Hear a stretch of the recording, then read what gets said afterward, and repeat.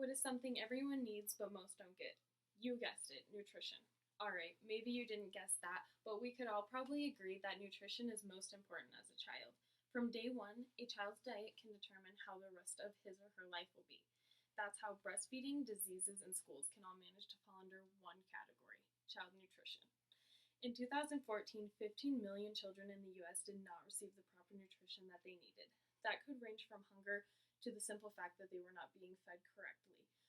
Over half of Americans believe that it is easier to figure out their income taxes than it would be to figure out what they should and should not eat to be healthier. That means that half of Americans with children are already teaching them poor eating habits, which in turn means they are going to receive poor nutrition for the rest of their life.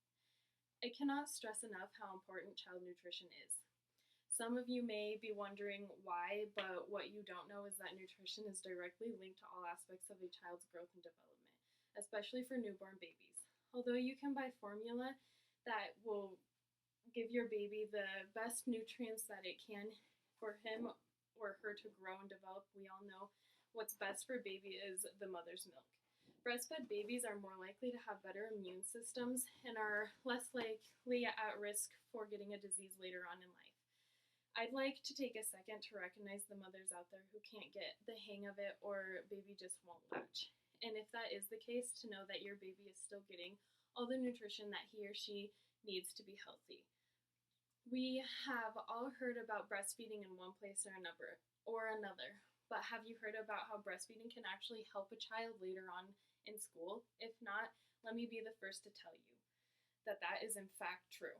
In one of many studies on the effects of breastfeeding, they followed more than 17,000 children from the time they were infants until they were 6 years of age. And with the results of IQ scores and other intelligence tests, researchers found that children who were breastfed exclusively for prolonged amounts of time significantly improved in cognitive development. What many wonder is how children get nutrition after they are no longer breastfed, but it's rather simple. In fact, the secret is that they just need to be fed healthy meals rather than junk food. Junk food is the number one leading cause of childhood obesity, one of the many diseases children can develop if they are not receiving proper nutrition. When 70% of obese children are already at risk for at least one disease, my question is, where do we draw the line? When children are still young and you have the ability to stop them from going down a path straight to heart problems along with plenty of other diseases, why wouldn't you? Especially as a parent. You want the best for your child, so do the easiest and best thing possible by teaching them a healthy lifestyle, starting with the food that they eat. Children are incredibly impressionable, so why not start them off right? Start them off on the right foot and get them used to it now before it's a fight later. Is it because you don't have money for it? Although that's understandable, your child's health is still the main concern, and I'd be willing to bet that if you can't afford healthy food, then you aren't going to be able to pay medical bills either. Giving a child the proper nutrition that they need will also give them the life they deserve. With so many diseases, from obesity to anxiety, also comes so many more reasons to make sure the future of American society is fed properly. You may be thinking, how is their nutrition or lack thereof a threat to the future? But it is quite simple. According to child defense funds, children who do not have access to proper nutrition are more likely to suffer from psychological disorders, such as learning disabilities. And if our future is just a bunch of humans that are overweight with learning disabilities, our future doesn't look very bright. And that is where schools take place. On average, there are about 98,817 public schools in the United States, with 1.3 million children enrolled. When we have that many students attending schools, why isn't nutrition and food, why is nutritious food not a concern?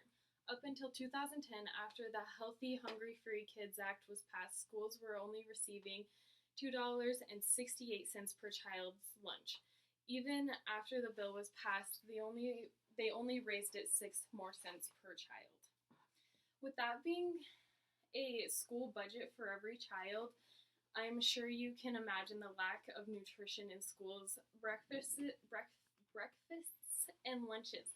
Although the main focus is to get the child fed, we should all still be focusing on giving them the proper nutrition that they need to make it through the school day with focus and the ability to learn. When inmates at a prison are having more money spent on them than the young adults and children in our school system, isn't it time we realize where our money should really be going?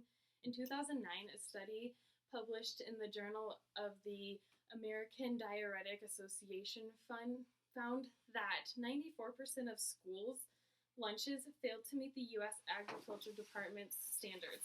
In a day, a child needs to consume 2 to 3 servings in dairy products, 2 to 3 servings of protein, 3 to 5 servings of vegetables, 2 to 4 servings of fruits, and 6 to 11 servings in carbs.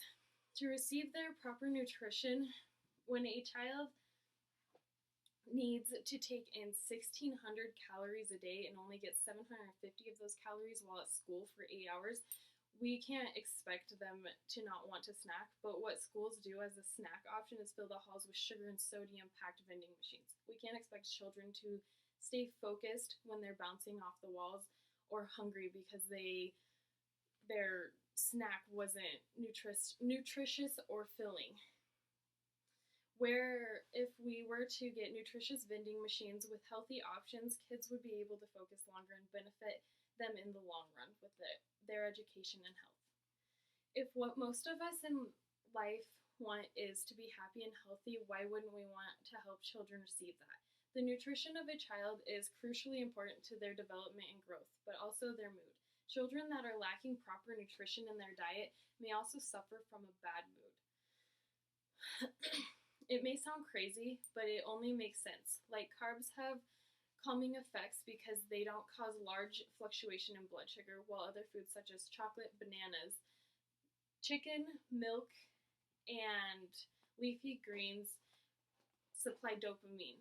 Dopamine is a chemical released in your brain that is linked with feelings of happiness. It just goes to show how important a child's nutrition is, whether it be an infant receiving it from nursing or the lack a child may be getting in turn causing them to be at risk for many diseases. But with the Healthy Hungry Free Kids Act of 2010, we can only hope that our schools will eventually be feeding children only healthy and nutritious foods.